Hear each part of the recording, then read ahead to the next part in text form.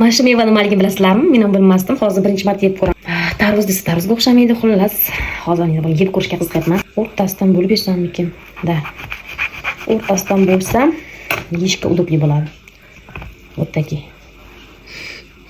Shunaqa bo'ladi. Endi buni chiroq terib olamiz. Estetichniy qilib terib olamiz. Xo'jayinimga tortiq qilamiz. Vau, lekin dasturxonga mehmon kelganda dasturxonga qo'ysa shunaqa ideal turadigan gulchaga o'xshab ketadigan meva bo'lib chiqarkan. Endi buni qaranglar, san'at asari.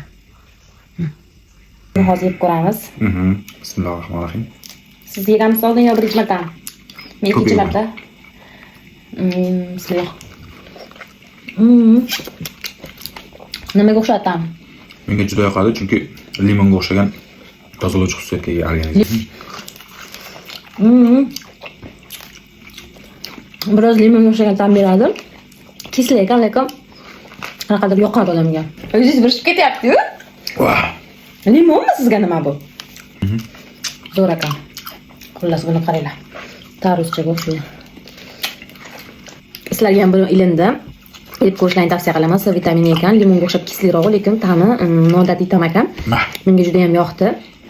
Qiziq, interesting, ya'ni har doim olma yoki mandarin mevalardan ko'ra shunaqa yangi interesting mevalarni ham yeb ko'rishlarini tavsiya qilaman.